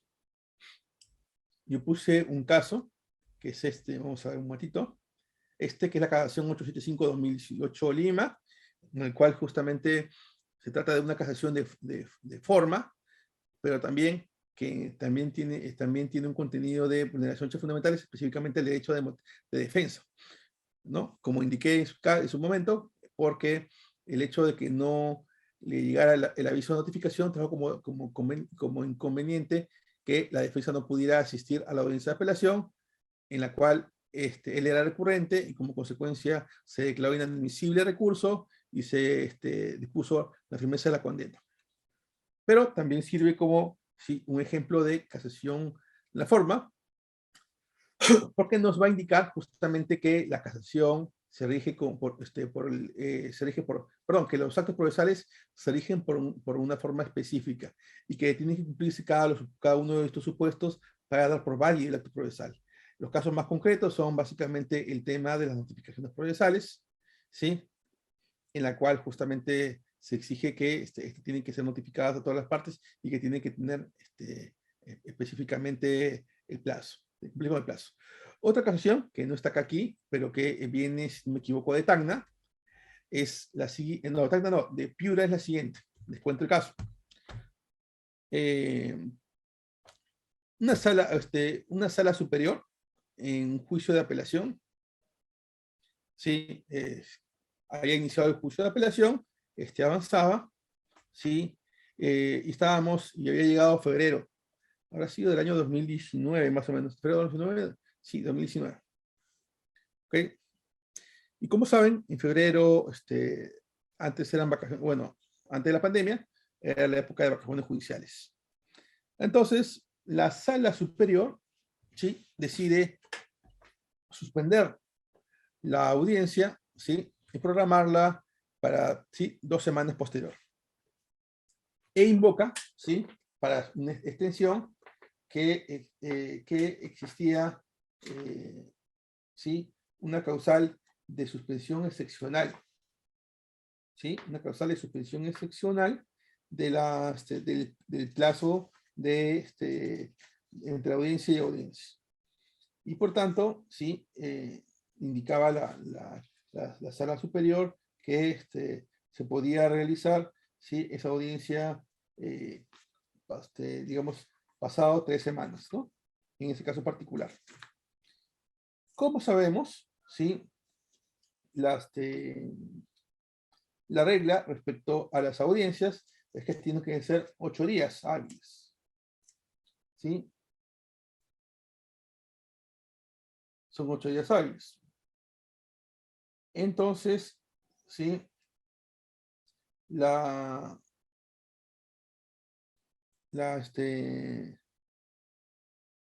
sala, ¿sí? Sobre eso, decidió continuar con el juicio y emitir sentencia. Contra la sentencia, el casacionista interpone justamente casación porque se infringió una regla procedimental, que es que entre audiencia y audiencia de juicio oral, de juicio de apelación o de juicio oral igual, no tiene que haber más de 18 días. ¿Estamos? Entonces, ¿qué dice? Ya. Un segundo, porque estoy buscando el artículo específico que se invocó.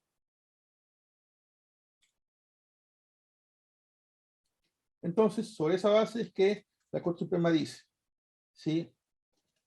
A ver, la norma es clara.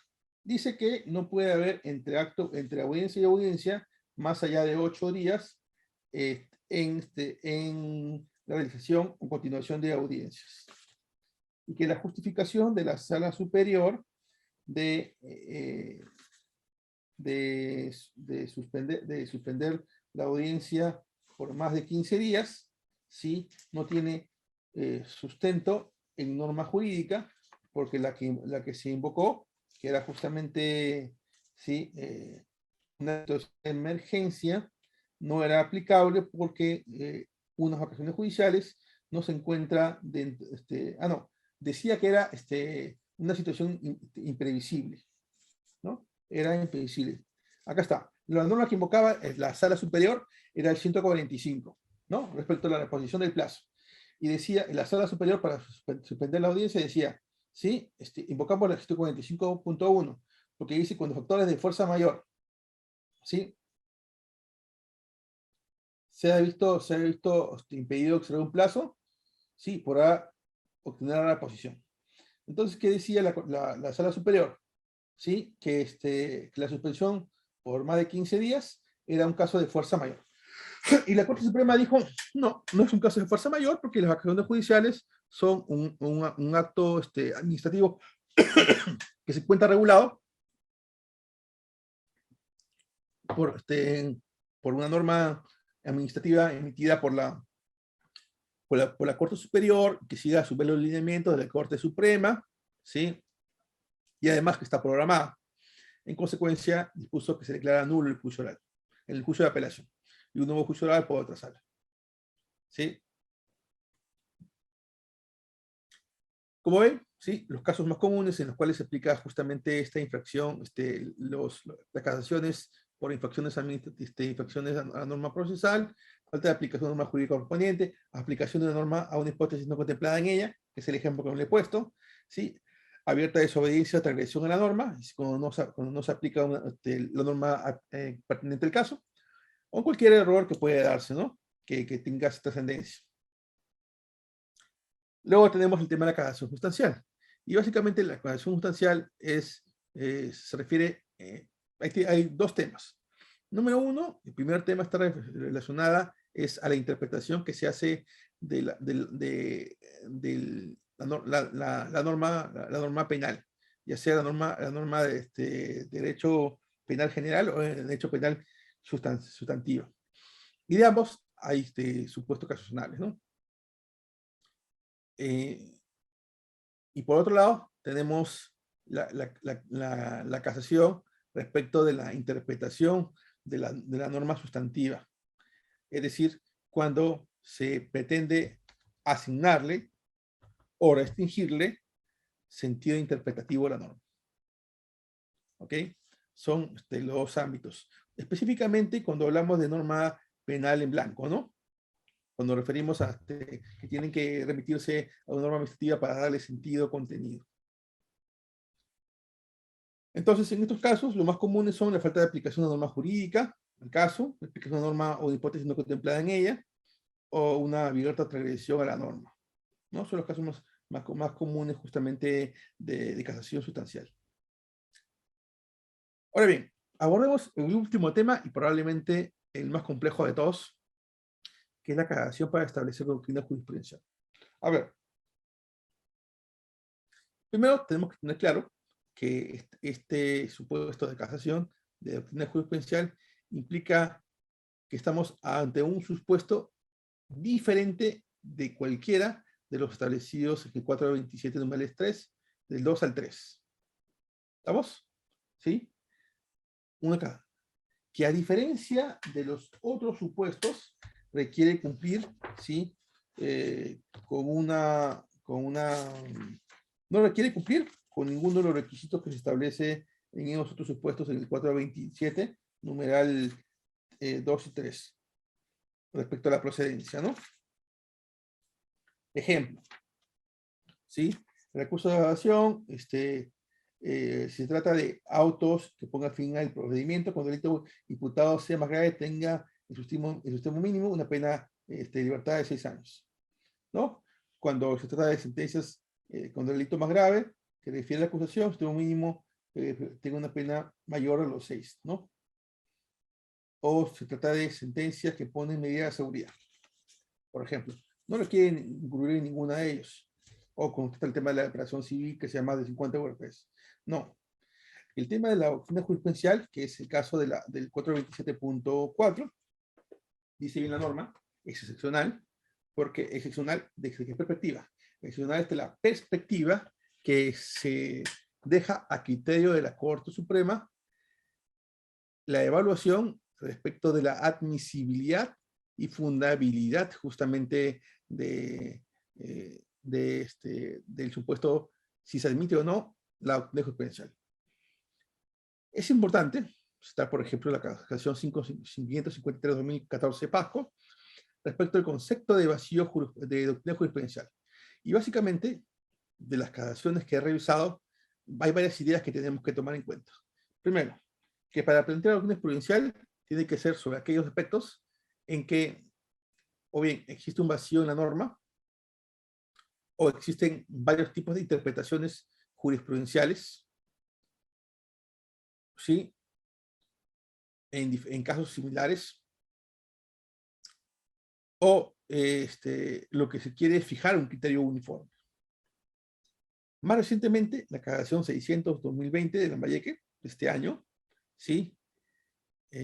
Precisa ese contenido para decir que la casación excepcional o por doctrina jurisprudencial exige invocar alcances interpretativos de una norma, ¿sí?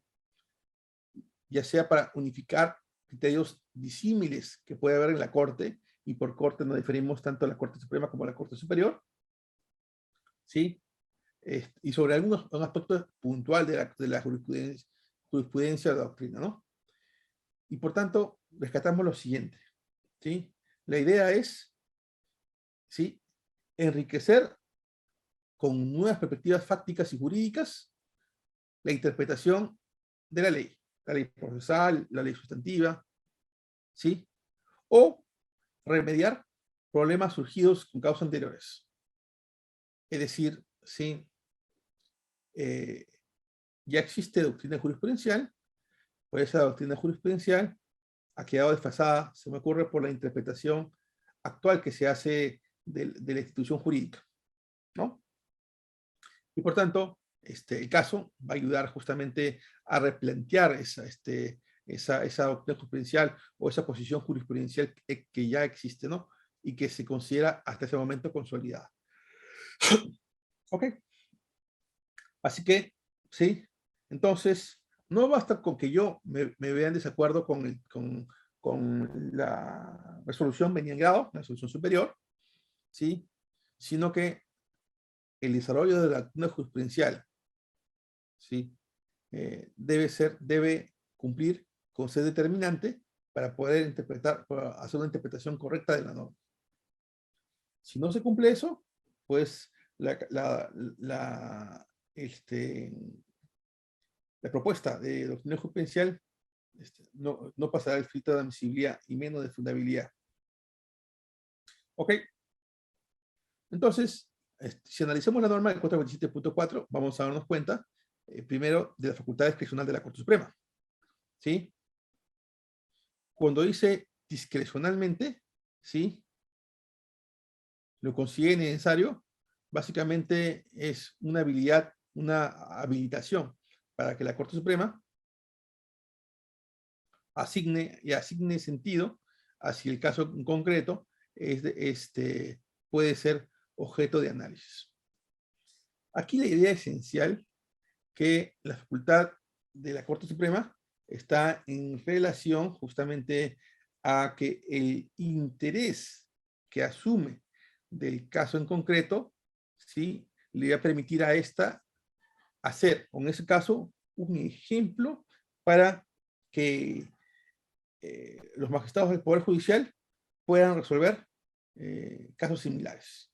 Por eso que se dice que el interés que tiene que la Corte Suprema asumir respecto al al planteamiento de doctrina jurisprudencial es un interés que supera el caso en concreto. Ahora bien, ya hemos identificado algunas ideas en relación a qué ámbitos pueden ser, lo que puede ser materia de jurisprudencial. Una primera línea, con mayor detalle, nos la explica el curso de quejas 69-2009. Uno es interpretaciones contradictorias. ¿Ok? Una interpretación contradictoria puede ser aquellas emitidas por diferentes órganos superiores o de la propia Corte Suprema. ¿Sí? Incluso puede ser posiciones de salas superiores frente a jurisprudencia vinculante, por ejemplo, la Corte Suprema. El segundo está vinculado con el tema de la interpretación o sentido interpretativo que se hace de la misma. ¿Sí? Cuando decimos el sentido interpretativo, se refiere de los aportes conceptuales que se tienen que realizar para poder otorgar sentido a este ámbito. ¿Sí? Es decir, ¿sí? Enriquecer, ¿sí? la jurisprudencia nacional con nuevos aportes. Y de ahí viene el tema de la explicación de por qué se requiere una correcta interpretación de la norma. Es importante también establecer, ¿sí? Que no cualquier,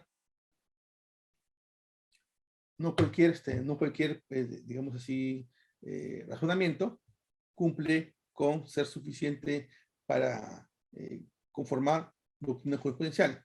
Vamos a verlo a continuación. ¿Sí?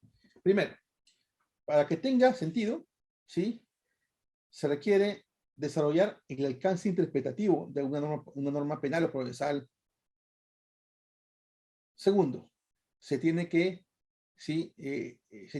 argumentar que la interpretación que está haciendo de la norma va a generar un beneficio, ¿sí? Para la jurisprudencia nacional, porque permitirá justamente a la judicatura en general resolver casos similares. Tercero, ¿sí? Cuando se dice que tiene que ser sobre ámbitos que no han sido suficientemente desarrollados, ¿sí? Se refiere a otro supuesto. Acuérdense. Uno es que exista posiciones contradictorias. Otro es, ¿sí? Que se trata de un ámbito de la doctrina o de la jurisprudencia cuyo contenido no ha sido debidamente profundizado o que ha quedado en algún aspecto, ¿sí? Pendiente de desarrollar y que ese aspecto sea relevante para desarrollar, digamos así, desarrollar o resolver casos. ¿Ok? Tercero, ¿sí? Que incluso esa posición puede ser como consecuencia del desarrollo de la doctrina, que lo que ayuda justamente es a impulsar la jurisprudencia. Entonces, importante fijar que ese punto. El otro punto que tenemos que tomar en cuenta es que, a diferencia de los otros supuestos que plantea el 428, el 427 de procedencia, la doctrina jurisprudencial se plantea sobre cualquier tipo de resolución. Es por eso que hemos visto que ha llegado a la Corte Suprema casos de tutela, casos de prisión preventiva, impedimentos de salida del país, ¿sí? Resoluciones emitidas por salas que no calzarían en ningún otro supuesto del 427, ¿no? Que no fuera doctrina jurisprudencial. A ver, ¿qué exigencias se tiene?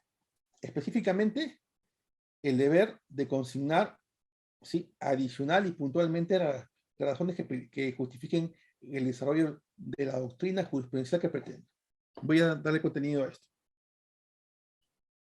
Miren que la norma es clara al decir que se debe consignar y usa, digamos así, para citar dos palabras. Adicional. Es decir, debe darse una mayor, un mayor desarrollo, ¿sí?, a los argumentos, pero no sobre cualquier aspecto, sino tiene que ser puntual respecto de por qué se requiere doctrina jurisprudencial. ¿Estamos? O sea, más allá de decir, la doctrina jurisprudencial es esto, se tiene que justificar por qué se requiere, ¿sí?, sobre este punto, el desarrollo de jurisprudencial. ¿Estamos? Ya el segundo paso va a ser justamente decir cuál es la interpretación que se hace de la norma penal o procesal respecto del cual se plantea doctrina jurisprudencial. Es por eso que una de las últimas casaciones, recurso de queja, que es la casación 73, recurso de queja 73-2021 Cusco, se ha reiterado esto, que no solamente el casacionista debe indicar el motivo de la casación, sino, sí, que debe invocar justamente adicional y puntualmente las razones que justifiquen el desarrollo de la doctrina jurisprudencial. Dos ámbitos diferenciados, ¿sí? El motivo y dos, las razones que justifican el desarrollo de la doctrina jurisprudencial. Bueno, señores, sí, con esto ponemos punto final, ¿sí?, al tema del día de hoy. Estoy llano a contestar cualquiera de sus preguntas, ¿sí?, que ustedes tengan a bien formularme.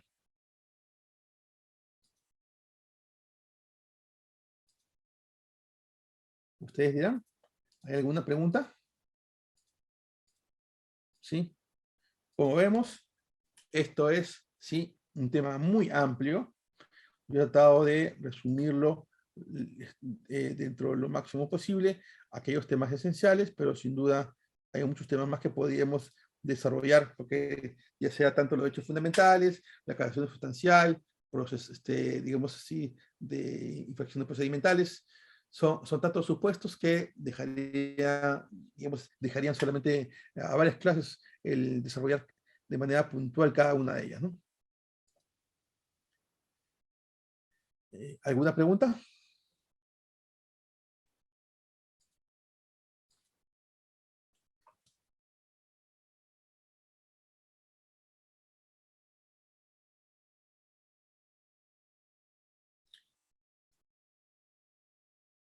¿Alguna pregunta?